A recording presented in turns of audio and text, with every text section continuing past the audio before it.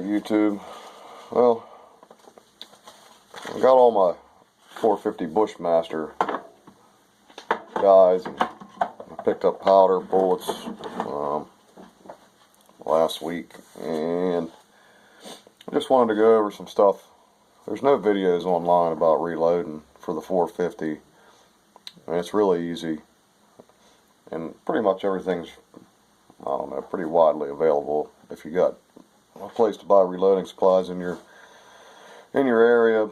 But I went ahead and picked up these Lee, I don't know if you can see them, 450, and it's a 4-die set. I think it was $32 on Midway. And it comes with your sizing die, the flaring die, the seating die, which they're really nice dies for what they are. And it even comes with the factory crimp, which I did use, and it actually really does a nice job.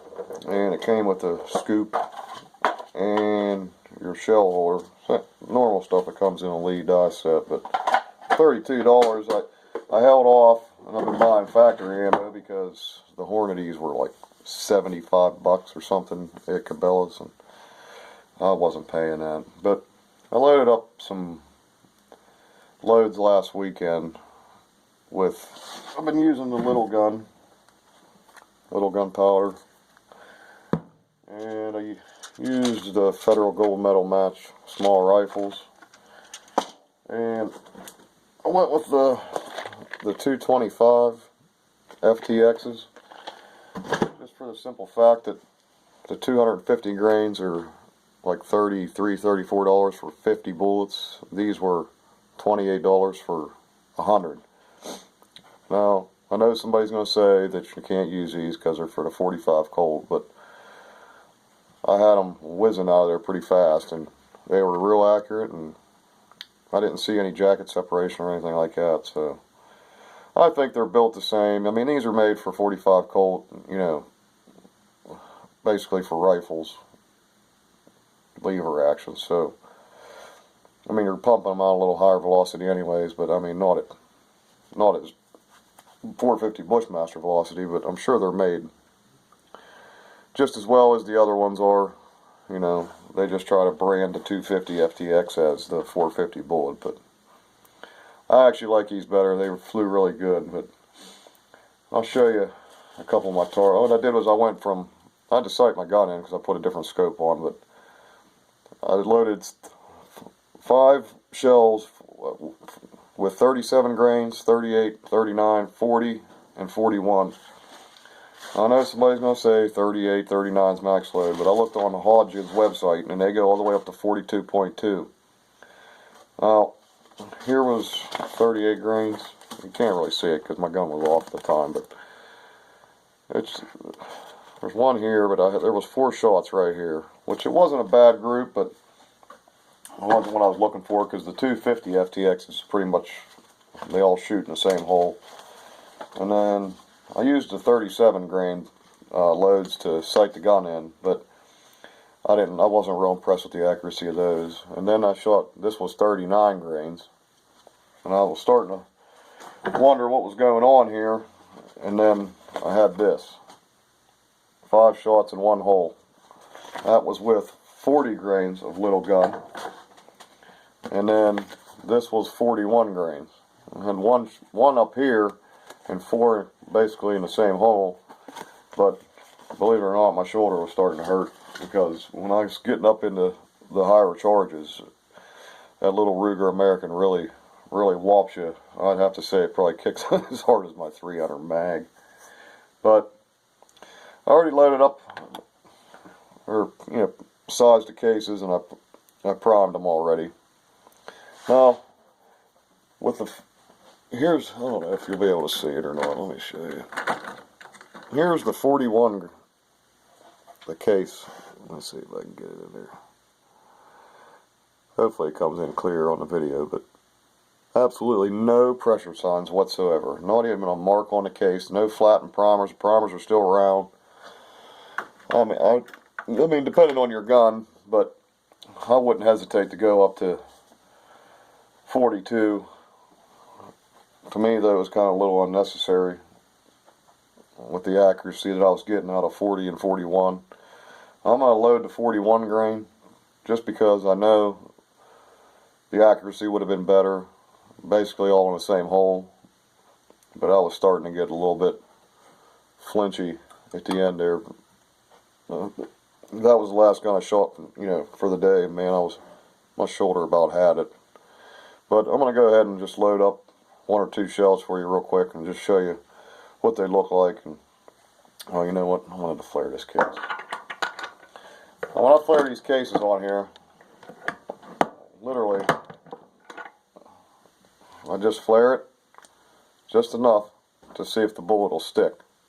I don't want the bullet falling in, and I don't want the case mouth, beveled out.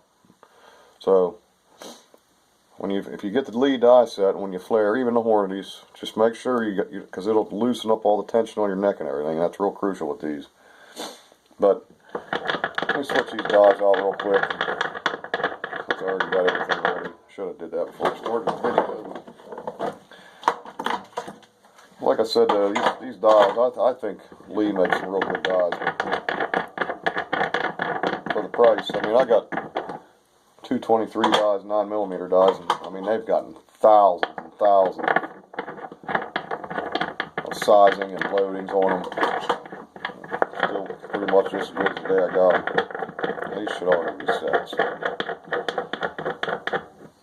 from last time. We'll check I'll pull the. But I already got a powder charge weighed up. I'll load up 1 or 2 for you just to show you what they look like, and just to make sure you guys can see that these bullets aren't as bad as some people were complaining online saying you can't shoot them, and the other guys say you can. But like I said, I shot 25 shells with these and flew true as all could be.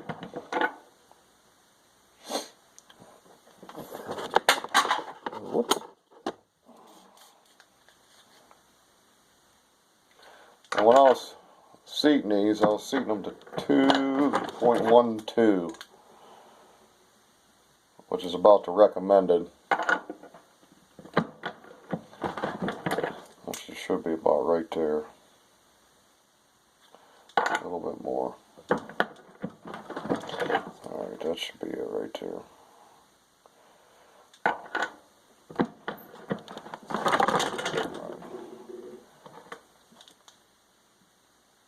Now these have a pretty big cantilure on them.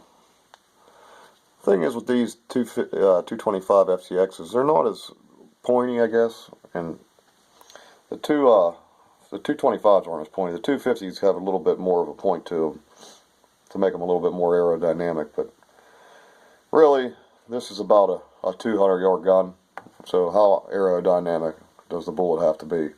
A lot of guys are using the 240 grain XTP mag bullets. You got to use the mag bullets because the regular XTPs won't hold up. That's a proven fact. But the XTP mag bullets are for like the 460 to 454, which are pumping around 2,000 feet a second, 1,800 with those. And guys are using those with success. But I think I'm going to try the 240s just because you get 100 of them instead of 50. If you use the 300, you only get 50. But I'll probably buy some of those next. But here's what the shell looks like after it's loaded. I don't know if you can see it real good, but it looks real nice. Fed really good too. Fed perfect. I didn't have no feeding issues, with it going into the barrel. Now in an AR, not sure. This is for a Ruger American. Now I'll show you the crimp that this factory crimp does. Let's see if you can see it real good. See if it'll adjust. Puts a nice crimp right on that cantilure. Well, I don't know if some of the bullets don't have the cantilure, but I'm sure most of these pistol bullets do have the cantilure. But it puts a really nice crimp. Like I have the 223 factory crimp die with my set, and it kind of just pinches around the outside. This does not do that. This puts a perfect crimp all the way around I mean, you can't beat it really. And I also read something else where guys were trying to use the 45 ACP. That don't work. I seen if this would fit up in there. The shell casing's too big to fit. Don't even try it. Because I have the 45 ACP factory crimp die too, just in case I wanted to see what this looked like. But I was real happy with this. But I think if you buy these the Lee die set, you'll be real happy with them. Now I know a lot of guys were using. There was like a big primer debate online because guys were losing velocity, and crimp had a big part to do with it, and this and that. And guys were saying that they were getting a lot of unburned powder with certain primers. A lot of guys were using the Winchester small rifles and the Remington 7.5s. I got CCI 400s and these Federal Gold Medal match primers. And I went with the gold medal match just because that's what was sitting on my bench when I got down here. But there was absolutely no sooting, no unburned powder, no nothing. It seems like it's a really good load. I'm pretty happy with it. I mean, the thing is if you buy the 250 FTXs, you're starting to get into, you're looking at $30-some for 50 bullets. By the time you get powder, primers, if you don't have brass, you buy brass. You might as well buy factory ammo. Right off the bat, for a box of 50 bullets, I paid $24 or $25 a box for factory ammo. So if you're $30 a box, or $34 a box, that's $16, $17 basically for a box of ammo just for the bullets. So with these, you're loading 5 boxes of ammo for $30. So, it breaks it down to $6 a box just for the bullet. And then, when you figure in the primers, say 100 primers for the gold, we'll say $3.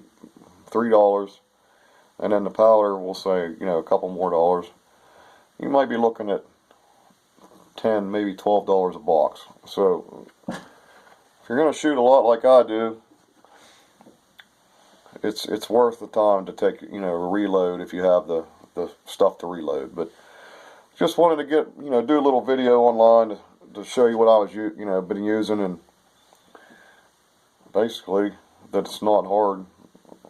It's really easy to reload these, and just take your time, do your research, use the manuals, use the websites. I think you'll have pretty good success. I mean, with my first loads that I made, I had 2 groups that shot basically all in the same hole. So, and that's with the Ruger American Ranch. It wasn't, ain't like an expensive rifle, and with a 3-9 Bushnell Banner scope on it. So,